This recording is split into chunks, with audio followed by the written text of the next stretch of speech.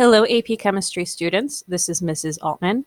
We are on video number 3, Thermochemistry Part 3.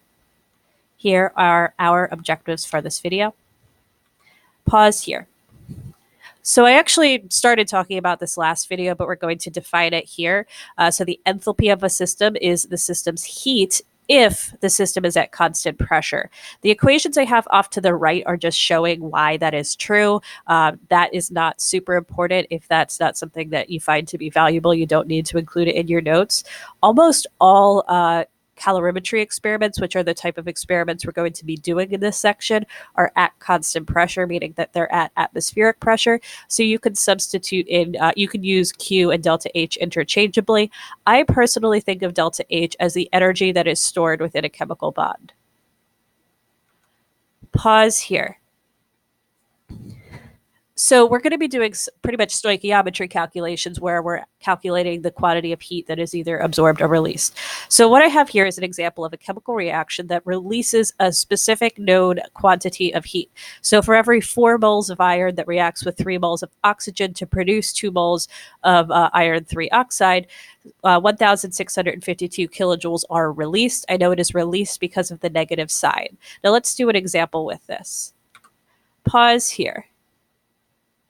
Right, so I'm just going to get right to it. The fact that it says excess iron means that iron is not the limiting reagent, so I can just work with the oxygen.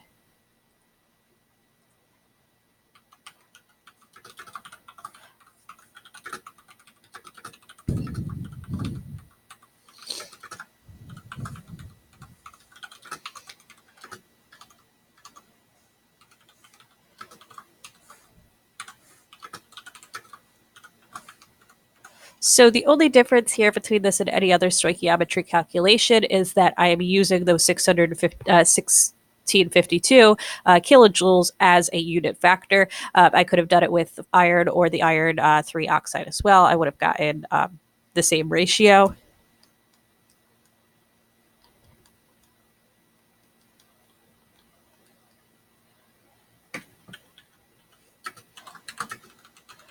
So I ignored the negative because the question said how much is released. So I did not include the negative there because I included the word released.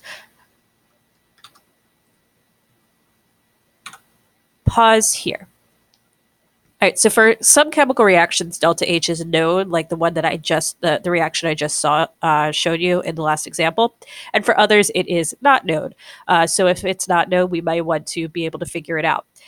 There are multiple ways to do it. One is experimental that we're going to be doing in class, but if you already have enough data, you may be able to apply Hess's law. Hess's law that states that no matter what the reaction pathway, delta H will be the same for a given set of reactants products. Essentially, the whole is the sum of the parts, no matter what the parts are. And you'll see this with an example.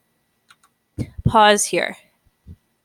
So we're going to be doing some calculations where really we're just adding, subtracting reactions together in order to get our overall reaction. So if you reverse a reaction, the sign of delta H is also reversed. And if you multiply or divide the coefficients by any sort of integer, we're also going to be multiplying or dividing delta H as well, which makes sense because it's directly related to the number of moles.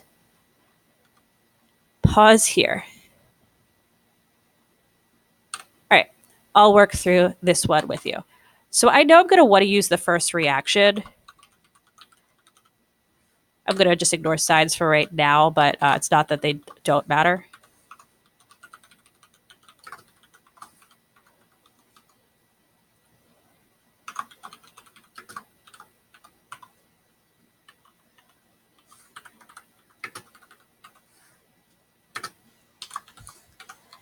But I'm going to reverse the second reaction.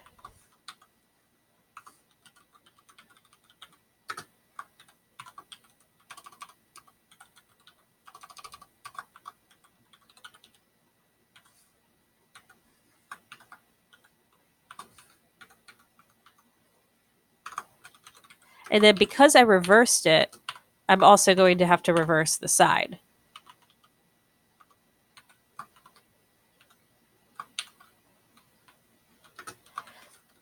So that in doing so, I'm going to be creating an overall reaction. So this CO2 here cancels out with this CO2 here, so you cross them both off. This O2 here on the left side of the arrow cancels with this O2 on the right side of the arrow. So all I'm going to have to do is add my delta H values together.